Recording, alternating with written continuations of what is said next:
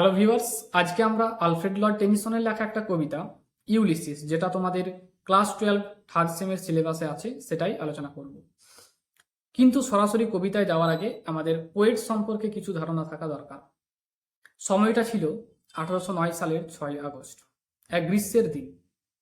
ইংল্যান্ডের লিঙ্কনশায়ারের ছোট একটি গ্রাম সাউমার্সবিতে জন্ম নেন আলফ্রেড, যার ভবিষ্যৎ হবে এক কবির, এক ভাবুকের, এক যোদ্ধার।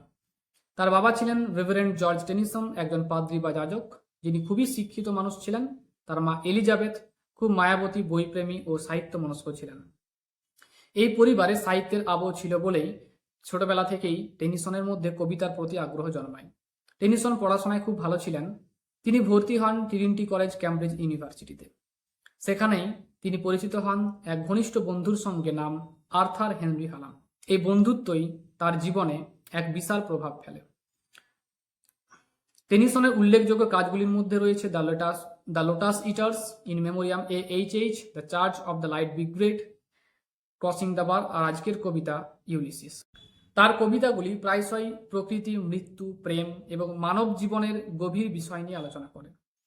টেনিসনের কবিতায় আমরা দেখতে পাই জীবন মানে শুধু বেঁচে থাকা নয়, জীবনের অর্থ খুঁজে চলা। শোক মানে দুঃখ না, বরং আত্মার গভীরতা। বয়স মানে থেমে যাওয়া নয়, নতুন পথ খোঁজা। ড্রামাটিক মনোলগের মাধ্যমে তিনি পাঠককে এক চরিত্রের ভিতরে নিয়ে যান। তার কবিতার ভাষা সহজ, কিন্তু ভাব এত গভীর যে বারবার পড়লে নতুন অর্থ ধরা দেয়। 1850 সালে তিনি হলেন পোয়েট লরেট, মানে রাজার কবি। 1859 সালে তিনি রানী ভিক্টোরিয়ার কাছ থেকে নাইট উপাধি লাভ করেন। 1884 সালে তাকে দেওয়া হয় লর্ড উপাধি। তিনি হয়ে ওঠেন আলফ্রেড টেনিসন থেকে আলফ্রেড লর্ড টেনিসন। 1892 সালে 83 বছর বয়সে তিনি বিদায় নেন পৃথিবী থেকে। তাকে কবর দেওয়া হয় ওয়েস্টমিনিস্টার অ্যাবেতে, পোয়েটস কর্নারে।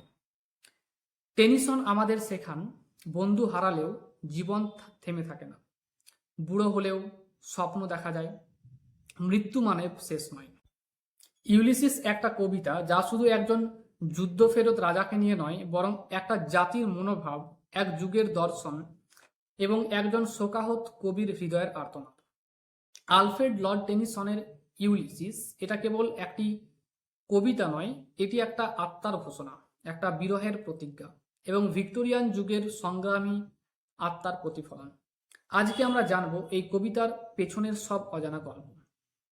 1833 সাল, টেনিসন মাত্র 24 বছর বয়সে হারালেন তার সবচেয়ে ঘনিষ্ঠ বন্ধু আর্থার হেনরি হালাম, যিনি শুধুমাত্র একজন বন্ধু নয়, তার ছোট বোন ইমিলিয়ার ফিয়ান্সও ছিলেন। এই মৃত্যু কেবল বন্ধুর মৃত্যু নয়, টেনিসনের জীবনের এক টার্নিং পয়েন্ট হয়ে দাঁড়ায়। তিনি বলেন, I suffered a loss that made my soul weep. এই গভীর বেদনার মধ্যে জন্ম নেয় ইউলিসিস, একজন মানুষের কণ্ঠস্বর যে থেমে থাকতে চায় না। এই কবিতাটি লেখা হয় 1833 সালে আর প্রকাশিত হয় 1842 সালে। এই কবিতা লেখা হয়েছিল ভিক্টোরিয়ান ইংল্যান্ডের এক বিশেষ সময়ে, যখন ইন্ডাস্ট্রিয়াল রেভলিউশন চলছিল পুরোদমে।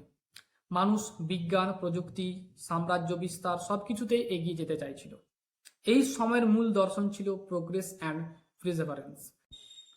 ইউলিসিস এই দর্শনের এক প্রতীক। সে বলে, I will drink life to the lees, অর্থাৎ আমি জীবনের শেষ বিন্দু পর্যন্ত উপভোগ করব। তাই এই কবিতা আসলে একজন ব্যক্তির কণ্ঠে একটি সমগ্র যুগের ভাষা। ইউলিসিস চরিত্রটি এসেছে হোমারের মহাকাব্য দ্য ওডিসি থেকে। ওডিসিয়াস একজন বীর যোদ্ধা, যিনি ট্রয় যুদ্ধের পর 10 বছর ধরে ঘুরে ঘুরে অবশেষে ফিরে আসেন ইথাকাতে আর রাজত্ব করেন ইথাকাতে শান্তিতে। কিন্তু এখানে আছে টেনিসনের কল্পনার বিশাল বাঁক। টেনিসনের ইউলিসিস সেই ইথাকাতে ফিরে গিয়েও অসন্তুষ্ট।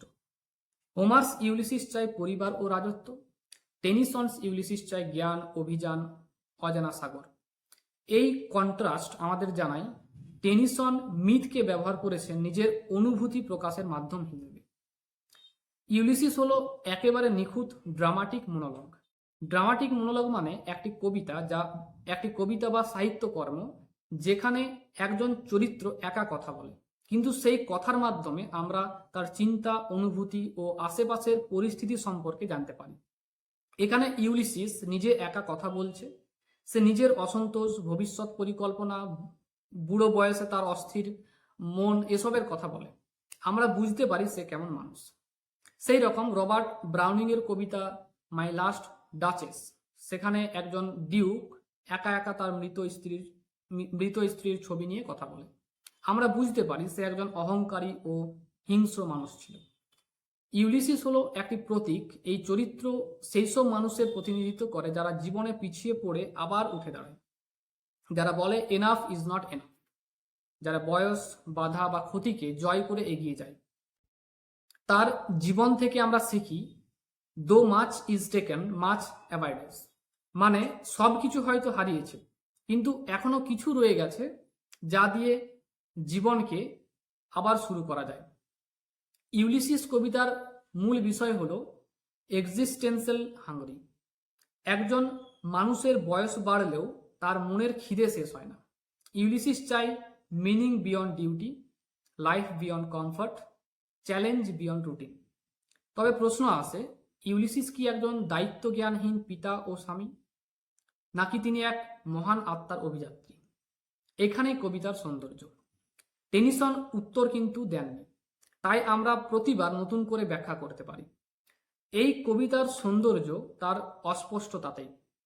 অনেকে বলেন এই কবিতা একরকম ব্রিটিশ এম্পেরিয়াল স্পিরিটকেও প্রতিনিধিত্ব করে। নতুন দেশ আবিষ্কার, জাতির অগ্রগতি, বিজয়ের মনোভাব। ইউলিসিসের সেই নিউয়ার ওয়ার্ল্ড আসলে ব্রিটিশ সাম্রাজ্যের নতুন দিগন্ত হতে পারে।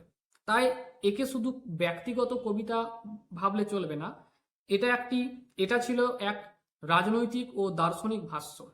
আজও যখন কেউ ব্যর্থ হয়, যখন কেউ জীবনে নতুন লক্ষ্য খোঁজে, যখন কেউ বয়সে থেমে যেতে চায় না, তখন টেনিসনের এই লাইনগুলো তাকে সাহস দেয়।